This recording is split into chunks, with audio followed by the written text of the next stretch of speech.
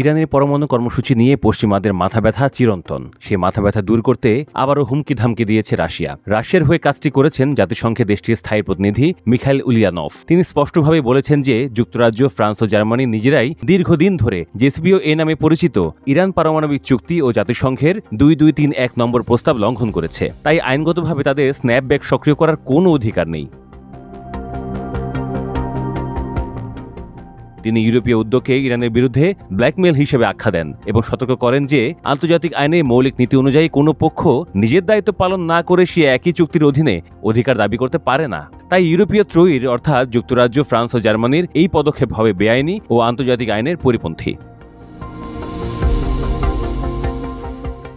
Snapback শব্দটা কেন তিনি উচ্চারণ করলেন? জাতিসংঘ নিরাপত্তা পরিষদের স্থায়ী 5 সদস্য ও জার্মানির সই করা 2015 সালে ইরান কেন্দ্রিক পরমাণু সমঝোতা জেসিপিওএ-তে একটি বিশেষ ধারা রাখা হয় যাকে বলা হয় স্ন্যাপব্যাক মেকানিজম। এর মাধ্যমে স্বাক্ষরকারী কোনো দেশ যদি মনে করে যে ইরান সমঝোতার শর্ত লঙ্ঘন করছে, তাহলে তারা জাতিসংঘের নিরাপত্তা পরিষদে বিষয়টি উত্থাপন করতে পারবে।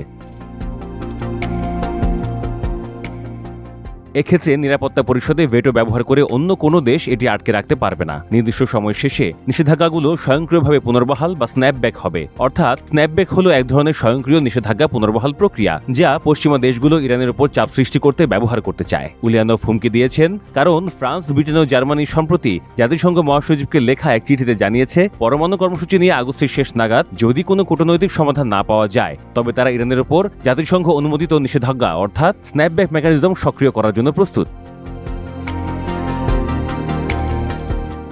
জাতিসংঘ মহাসচিব আন্তোনিও গুতেরেস এবং জাতিসংঘ নিরাপত্তা পরিষদকে লেখা চিঠিটি গত 13 আগস্ট প্রকাশিত হয়। এতে ইউরোপীয় ত্রয়ী ঘোষণা করে যে ইরান যেন কোনোভাবেই পারমাণবিক অস্ত্র তৈরি করতে না পারে তা নিশ্চিত করার জন্য তারা নিজেদের হাতে থাকা সব ধরনের কূটনৈতিক হাতিয়ার ব্যবহার করতে প্রতিশ্রুতিবদ্ধ।